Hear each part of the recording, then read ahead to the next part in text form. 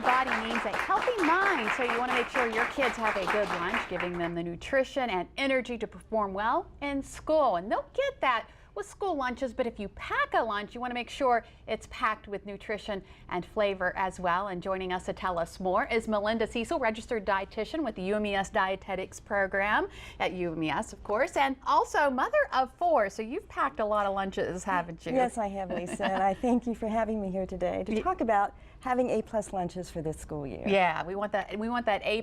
So the first thing that you know, we were talking about this earlier, and I had told you that my mom, it was always a peanut butter and jelly sandwich, chips, and a drink. We kind of want to get away from that, right? Right, right. What do our lunches need to have? Well, they first need to look really pretty. You know, kids eat with their eyes, and so if the lunch doesn't look very appetizing, I don't know if the child's going to want to eat it.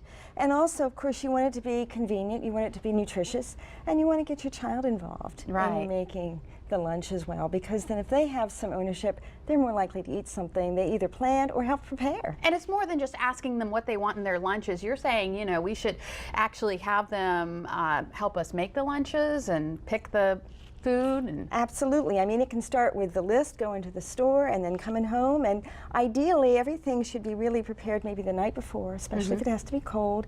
You get it chilled really well in the refrigerator. And then in the morning, it gets assembled. And that's another activity the child can get involved in, you know, assembling that lunch. And then they take it to school. Yeah, because they don't know surprises as far as what they're going to eat. Right. Okay, so we are talking nutrition, of course. We want to have nutrition lunches and nutritious lunches. We no longer have the pyramid. That's right. We now have the plate. have my plate, and I, of course, am wearing it. And here's another little graphic. And what it does is basically shows you how much food you should have on your plate. And as you can see, the majority of the plate are your fruits and vegetables. Right. So it's important to include those in your child's school lunch. And I have some examples over here that might help you.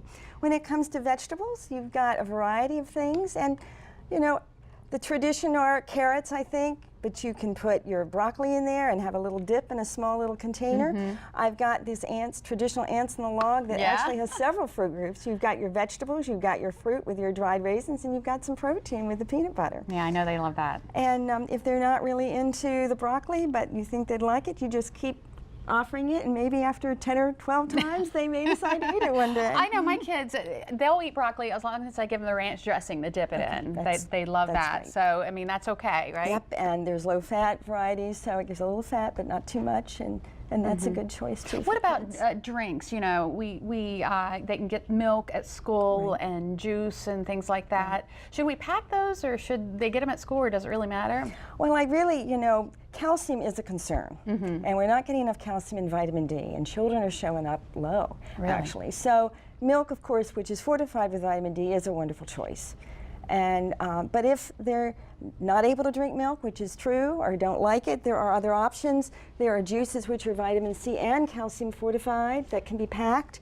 And so there are other ways to get calcium in, and of course this is another fruit group. You've got different kinds of yogurts, your Greek, which is a little more protein, your regular yogurt, of course string cheese is very popular, and then regular, you know, American cheese. Right, right, they love the string cheese. Now, kids love sweet stuff, obviously, and you're saying that you really can give them the sweet stuff and be healthy at the same time? Right. Of course, you've got your dried fruits, and you've got all of your fruits. Examples are raisins, or you can pack your own, or the little boxes which are convenient.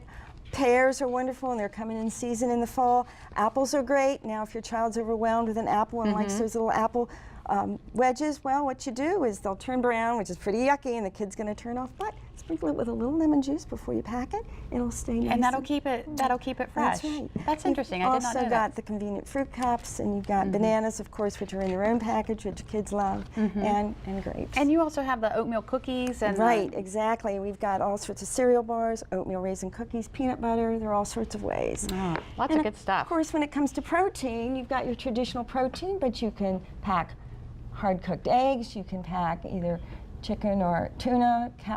And then for those, of course, peanut allergies are concerned, there is now a soy spread, which is absolutely peanut-free. It's made on peanut, no peanut equipments or anything. So and right here we have our whole grains. This is important, right? Exactly, and you can mix it up. Crackers, bread, wraps, rolls, bagels, so it doesn't have to be the traditional sandwich. Okay, so obviously this is all good for us, but if the food spoils, it doesn't matter. That's so we right. got to think safety when we're Right. packing lunches, and you have a few tips for that? Right, it has to be clean, so you've got clean cutting boards, separate, keep your raw foods away from your cooked foods, and then in your lunch bags, you've got a variety here, even your paper. What you want to do is make sure you have at least 2 cold packs. It can be the frozen juice in a cold pack or 2 cold packs. And if you use a thermos, you want to make sure that you've got a handy thermometer. Any leftovers you serve, which are great for lunches, make sure they're heated to at least 165 degrees. Okay.